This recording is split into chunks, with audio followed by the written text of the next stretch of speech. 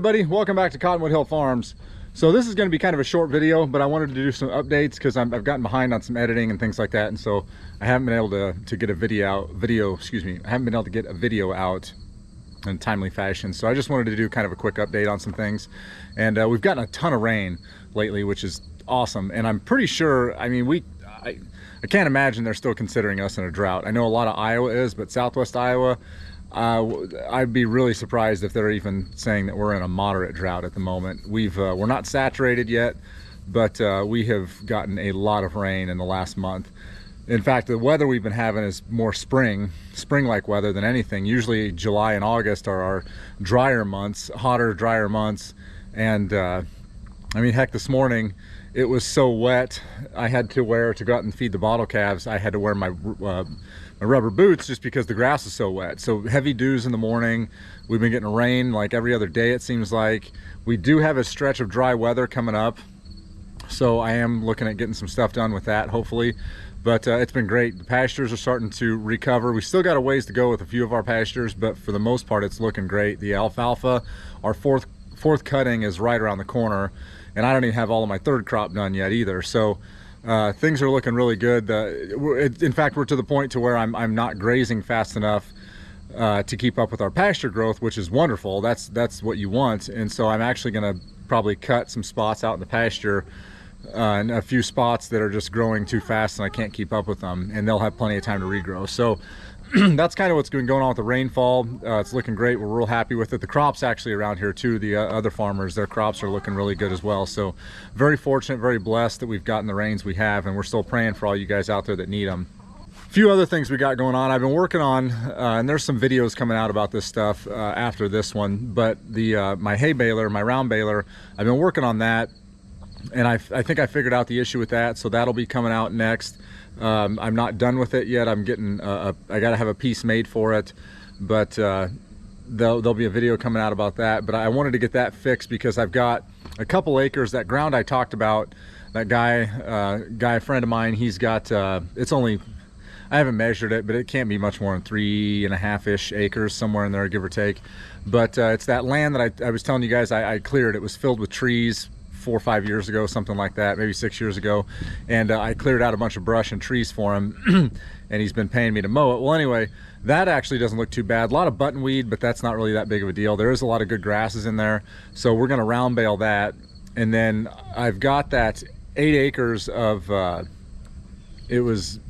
planted oats in there last year, and then I had an underseeding of what was it, red clover, and it didn't come up real well. I made the video, the planting video, and that's what we planted.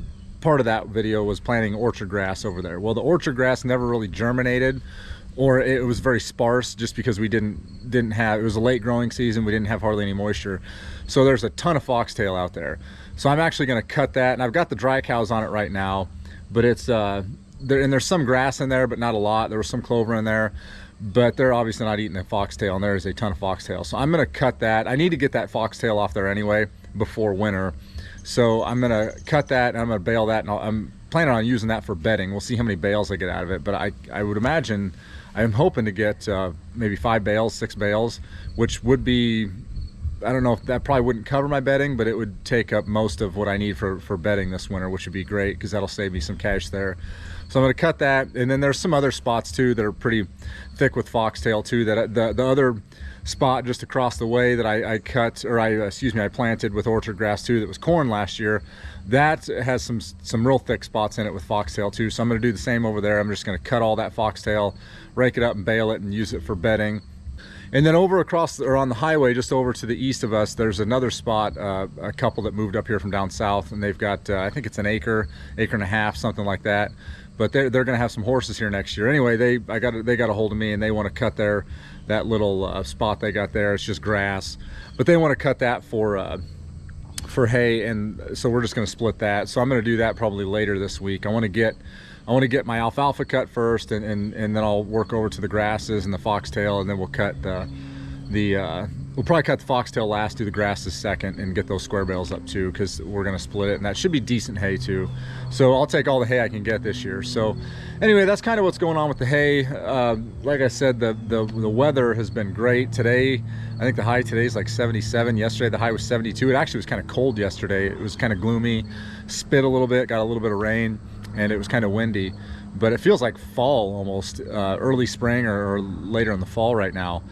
It's just been, I don't know, it's been beautiful out. So I know this weekend it's supposed to be up in the hundreds for a couple days, and then I think it's kind of supposed to come back down a little bit too.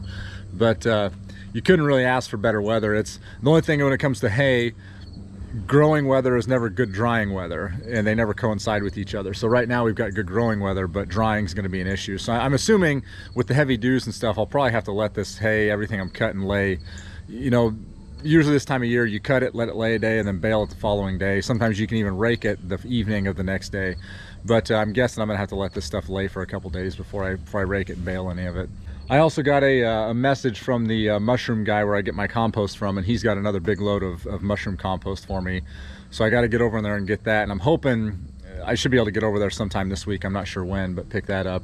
And that's the other thing I'm working on too. I got to get my dump trailer fixed. It needs a new solenoid. The solenoid went bad that controls the hydraulic pump, so I got another one of those ordered. It should be here in the next couple days and get that fixed. That's a simple fix. That's no big deal. And then as far as the cows go too, I wanted to update you guys on that. So I'm milking everything now, which is a pretty good feeling. I cut the last tail, so that's kind of been my gauge of accomplishment. After I get done all those cows I was training, when I got done milking each one for the first time, I take the scissors and trim their tail up. And so I was pretty excited about that. I got the last one, that number 9, I got her in there and got her calmed down. We're still working on some stuff. Obviously they're fairly new. It's going to take some months milking, you know, every day, twice a day, to get them to calm down and to do even better. I mean, we've got one cow, Mel. She I would have sold that cow months ago if I had the choice, but I'm glad I didn't, because she's one of my best cows now. But it just took her, gosh, it took her 6-7 months to kind of get calmed down and for her and I to get used to each other. But now she's great. She comes in, she mopes around. Half the time she doesn't really want to leave the parlor. It's very comfortable all the time. So I'm hoping the rest of these will get that way, and I think they will. But that number 2, she was the one that kind of knocked me around a little bit, or one of them. She's doing great. She's turned into a very good cow. She's producing a lot, so real happy with her. That number 10 still a little skittish, that red brindle. She's a little skittish, but she's doing okay. She's doing well, producing quite a bit as well. And then that number 9, the last one that really knocked me around, I'm milking her, and it took her a few days to let her milk down, and then even after that she wasn't producing much. But now that she's kind of calmed down a little bit, she's producing quite a bit too. So we're milking 10 of them right now. And then in 6 weeks, we're gonna have more calves on the ground for our fall calves, or fall cows. So everything's going great with the cows. I couldn't have asked for a better turnout with them. I wasn't sure, you know, when I first started messing with those heifers, because they'd never been worked with before. I didn't know exactly how that was gonna go. And you never know, because we had a couple crazy ones we had to get rid of, but that's just the way things worked out. But all in all, I'm very happy with it. Very happy with the way they're moving through the parlor. They're used to everything. There was a couple of them, number 2 and number 9. The first week when I got them in the parlor, I would have to put the halter back on them and get their head up in the stanchion, but they figured it out since then. So all in all, I'm actually really happy with the way that's gone. Like I said before, I'm not looking at halter breaking those animals. I just needed them to understand the routine and being able to get in there, get it done, and get them out. And so everything's going real well with them. So this is my 4th crop right here, and this is just, I couldn't ask for a better turnout considering the circumstances this spring. I know this isn't obviously ideal for a great year, but considering the lack of moisture we had in the spring, this for a 4th crop, this looks great. And it's actually already blooming. That's nuts. I'm only seeing just a couple here and there, but this is ready. This is probably ready to be cut actually as soon as I get done with this other this round of hay that I'm going to start with real quick here. I'll get on this next. So probably in the next less than a week, maybe I'll get onto this. This fourth crop, we're gonna do all squares in this. What I'm getting ready to start cutting, I'm gonna do it all in rounds. The rest of my third crop that needs cut, it's in full bloom, and there is quite a bit of foxtail just because I'm so late on it. But I didn't have a choice because of the rains that we got. I couldn't get it cut. It just, even the days that it didn't rain, it wasn't drying out. The ground was wet, and the sun, nothing dried up those excuse me, those couple days we weren't getting rain, so I didn't have a choice. So that's the thing, is even if it's dry, you can cut your hay, but if the ground is wet underneath, it's never going to dry. So anyway, my hands were kind of tight on that, but that's all right. I'm not complaining. It's going to be a good end of the year, I think. So anyway, I'm going to go check on the dry cows. I don't know if you can see them, but they're right here over on that 8 acres up here on top. And that's that foxtail I'm going to cut. And then this is over here is that other 5, it's about 5 acres or so. I'm gonna go check that too, but that's got some spots I'm gonna cut too.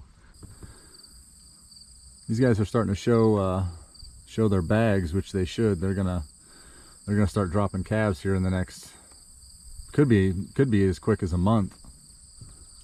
I didn't get them preg checked, and I didn't keep track of their heat cycles on this last round, so I'm not 100% sure, but I know they're getting close, that's for sure. But this is the foxtail I was talking about. It's not going to be good hay, but as far as bedding goes, this is going to work just fine for us. The other thing is this hillside right here, right below me, I'm going to cut this too, this alfalfa. Now I grazed this. This is the south side of the horseshoe. Now if you'll remember, I grazed this, it's been a month and a half or so ago. I did a video putting a fence on this. This is gonna get, like I said, it's gonna get cut. It's already, I grazed starting from this side down, so this side's already starting to bloom, and then this side's getting pretty close. But I'm gonna go ahead and cut it and bale it, because my dry cow, or my fresh cows, are over just on that other hillside, that north hillside facing the farm or the buildings, and they've probably only got a couple days left over there, and then I'm gonna rotate them back and do this this southern facing hillside on the north side of this horseshoe here, and I'll do that first, graze that. But that's, I mean, there's so much alfalfa and grass in there that I've got a few weeks worth of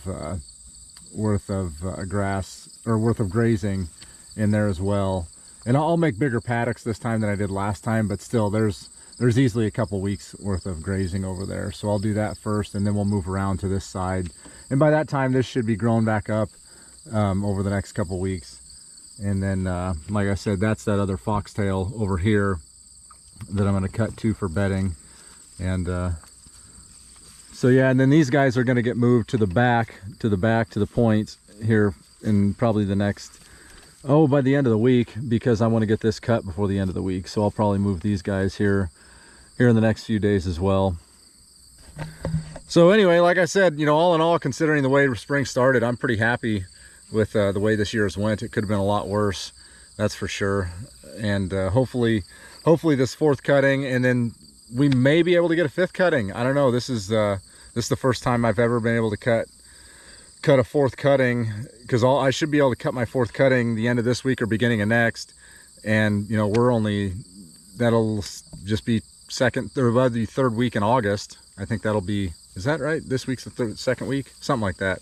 Anyway, it'll be before September, and that's the first time I've ever had a fourth cutting earlier than the end of September, so I'm a month early on that. So realistically, that would put us into the end of September, beginning of October for a fifth cutting. And depending on when the freeze comes, we may be able to get regrowth after that fifth cutting, so I can still use it for stockpiled forage and graze it over the winter. So all in all, I think this year is turning out pretty good. Prayers are definitely being answered, and I think it's going to be a good end of the year, that's for sure. So that's going to do it for this. I just wanted to update you guys on some stuff and kind of let you know what's going on here. Excuse me. We've got more broiler chicks ordered. They're going to be here at the end of the month. I think we're getting another 160 broilers. So I've got to make one more chicken tractor. So I'm going to get that done here in the next, by the beginning of September, I got to get that done, because we get the broilers I think on the 30th of August. And so by, coming into the third week of September, somewhere in there, they'll be ready to go out onto pasture. So sometime the first or second week of September, I'll get that chicken tractor built and we'll get them out there. And then we're ordering some new laying hens too, or some more laying hens.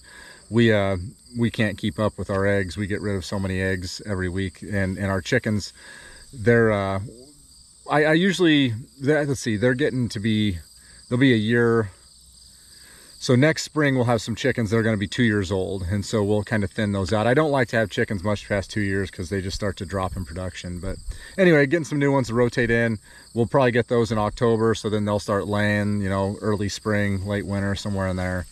So that'll kind of help as well. So anyway, thanks for watching, guys. We always appreciate it. We really appreciate the interaction, you know, the likes, comments, all that kind of stuff. It means a lot to us. And we hope you're enjoying our content. If you got any suggestions, other things you want to see on the farm, just leave a comment below. Let us know what you think. If you know anybody that you think might enjoy this content, go ahead and share it with them. We'd appreciate that too. And don't forget to like, subscribe, all that good stuff. And then you can also follow us on Instagram, Facebook, and we also just started a TikTok channel? No, TikTok account. I don't know. I haven't figured out TikTok yet. It seems like it's fairly easy, but I haven't figured it out yet. But anyway, you guys take care, and we'll see you in the next one.